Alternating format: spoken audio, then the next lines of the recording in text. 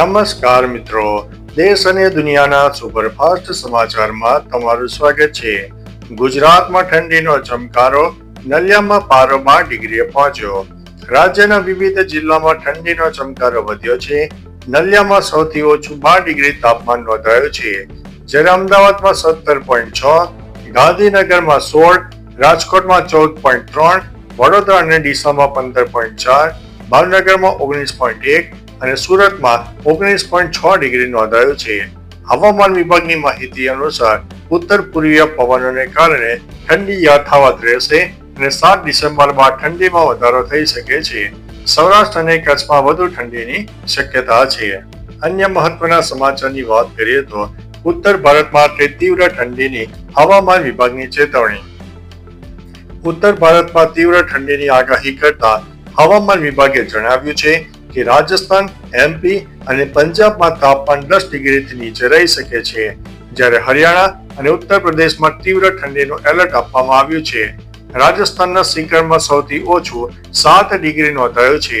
એમપીના ભોપાલ, રાજગઢ અને ઇન્દોરમાં ઠંડીમાં વધારો થયો છે, જેમાં રાજગઢમાં 7 ડિગ્રી નોંધાયો છે.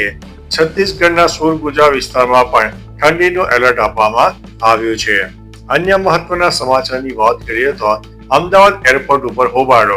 સતત બીજા દિવસે પણ ઇન્ડિગો ફ્લાઇટના ડખા યથાવત જોવા મળ્યા. મુસાફરો અટવાયા છે અને અમદાવાદ એરપોર્ટ ઉપર મોટો હોબાળો થયો. રાજકોટ વડોદરાની ઇન્ડિગોની 12 ફ્લાઇટ રદ થતા હોબાળો. અમદાવાદમાં ઇન્ડિગો ચોર હે મુર્દાબાદના નારા લાગ્યા. વડોદરાથી મુંબઈ, દિલ્હી અને પુણે સહિત જતા મુસાફરો અટવાયા હતા. અન્ય મહત્વના સમાચારની વાત કરીએ તો રાજકોટ એરપોર્ટ ઉપર 8 ફ્લાઇટો રદ. રાજકોટ ઇન્ટરનેશનલ એરપોર્ટ પર ઇન્ડિગોની ફ્લાઇટ વ્યવસ્થા ફરીથી ખોરવાઈ છે.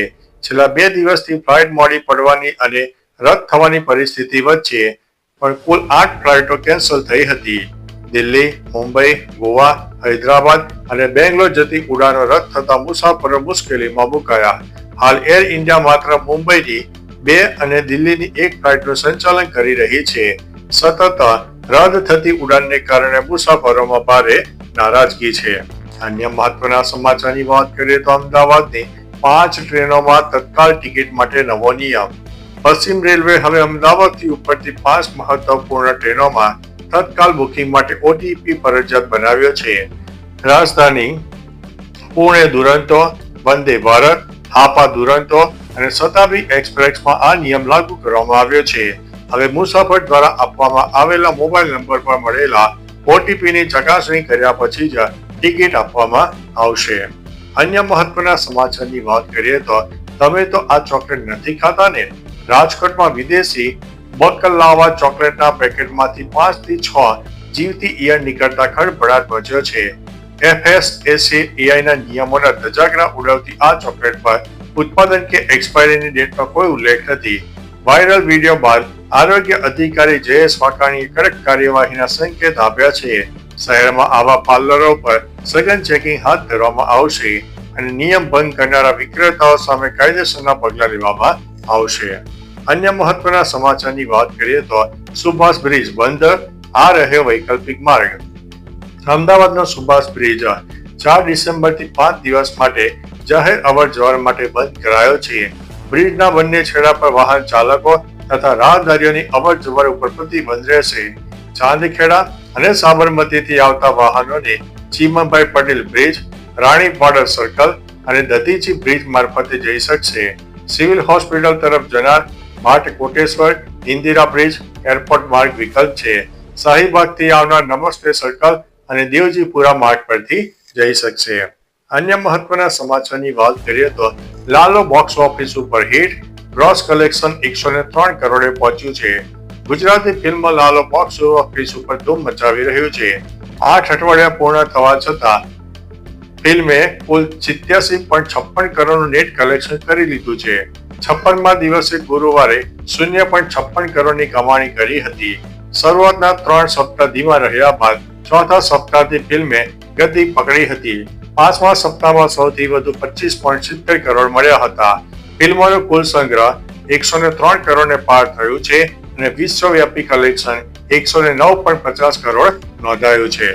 અન્ય મહત્વના સમાચારની વાત કરીએ તો રશિયા અને ભારત દ્વિપક્ષીય બેઠક.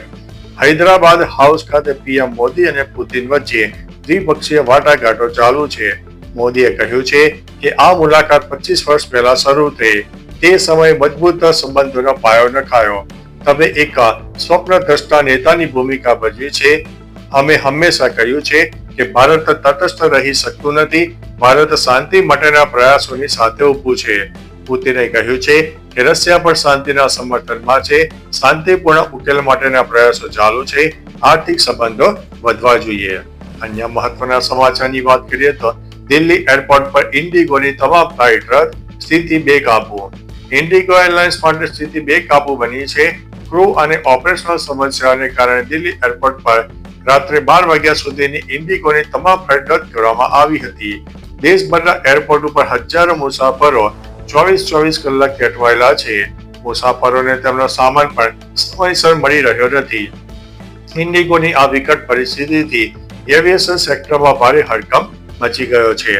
અન્ય મહત્વના સમાચારની વાત કરીએ તો કચ્છ રણોત્સવ 2025નો શાનદાર પ્રારંભ. મુખ્યમંત્રી ભૂપેન્દ્રભાઈ પટેલે ઘોડોથી કચ્છ રણોત્સવ 2025નો ભવ્ય પ્રારંભ કરાવ્યો. આ પ્રસંગે તેમણે લખપત કિલ્લો અને 13 હેરિટેજ વિલેજ સહિતના 179 કરોડના વિકાસ કાર્યોનું લોકાર્પણ કર્યું. ગત વર્ષે 10 લાખ પ્રવાસીઓએ રણોત્સવની મુલાકાત લીધી હતી. મુખ્યમંત્રીએ ઘોડોમાં સરદાર સ્મૃતિ વનનું પણ ઉદ્ઘાટન કર્યું. આ વર્ષનો ઉત્સવ એકત્વ થીમ ઉપર આધારિત છે.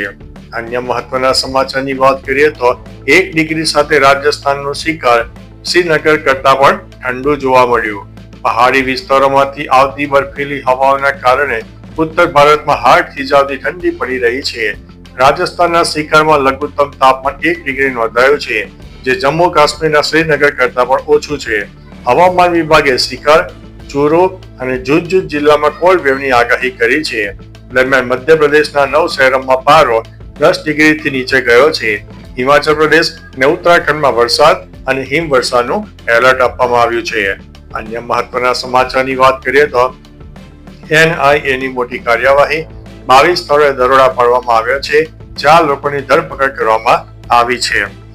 એનઆઈએ ગેરકાયદેસર હથિયારોની દાણચોરીના આંતરરાજ્ય નેટવર્ક સામે મોટી કાર્યવાહી હાથ ધરી છે. બિહાર, ઉત્તર પ્રદેશ અને હરિયાણામાં 22 સ્થળોએ દરોડા પાડીને 4 આરોપીઓની ધરપકડ કરી છે. તપાસ દરમિયાન ગેરકાયદેસર શસ્ત્રો, દારૂગોળો અને 1 કરોડથી વધુ રોકડ અને ડિજિટલ ઉપકરણો જપ્ત કર્યા છે. એજન્સીને શંકા છે કે આ નેટવર્કનું જોડાણ દિલ્હીના લાલ કિલ્લા નજીક થયેલા વિસ્ફોટ સાથે હોઈ શકે છે. તો ચાલો મિત્રો, ફરીથી દેશ અને દુનિયાના સુપરફાસ્ટ સમાચાર લઈને મળતા રહીશું. ત્યાં સુધી અમને રજા આપશો. નમસ્તે.